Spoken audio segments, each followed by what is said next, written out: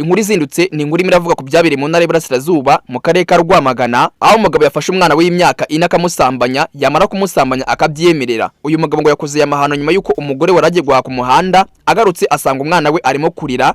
Amubaje icyo yabaye, uyu mugabo ahita avuga yuko amufashe ku ngufu ku bushake. Rwamagana, umugabo yafunzwe azira gusambanya umwana w'imyaka 4 ku bushake, ndetse nawe ubwe akaba arimo arabyyemerera. Uyu ni umugabo w'imyaka 31 wo mu karere ka Rwamagana, yatawe muri yombi nyuma yo kwiyemerera yuko yasambanyije umwana yibyariye ufite imyaka 4 y'amavuko. Ibi ngibi byabaye ku gicamunsi cyo kuwa gatanu tariki 23 Kamena 2026, bikaba byabereye mu mudugudu wa Gatare mu kagari ka Kimbazi mu murenge wa Munyiginya mu karere ka Rwamagana mu ntara y'Iburasirazuba. Umunyamabanga nshingabikorwa w'umurenge wa Munyiginya Ruhangaza Brigitte yabwiye ikinyamakuru igiye ko uyu mugabo ufite imyaka 31 y'amavuko atavuka muri kano karere ka Rwamagana akoreyemo aya mahano, ahubwo avukira mu karere ka Ngororero umurenge wa Kabaya. Gitifu Ruhangaza Brigitte yagize ati arakekwa gusambanya umwana we bwite yibyariye ufite imyaka 4 y'amavuko, akaba yabikoze mu gihe umugore we yaragiye ku muhanda guhaha, maze umugore aje asanga amaze kumusambanya. Amakuru ahari avuga yuko uyu mugore yahingutse mu rugo aje asanga umwana we arimo kurira, amubaje icyo yabaye, maze umwana agira isoni zo kumusubiza. Nibwo yahise yataka umugabo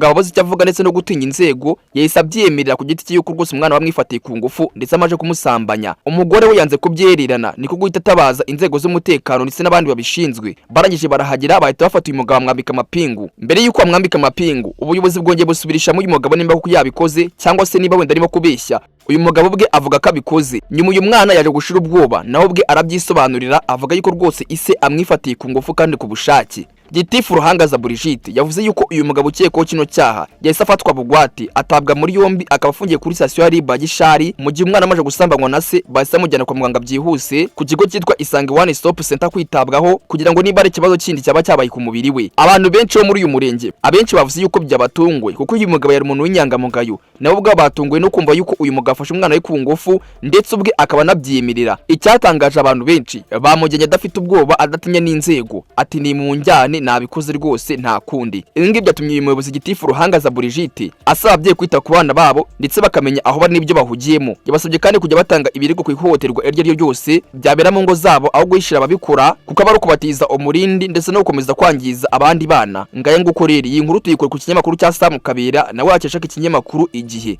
Mbabwiranira cyari Mwenyabari Ubedi kama kawaida, naye ngi ni soko y'amakuru yabagezaga y'amakuru. Obi Time News.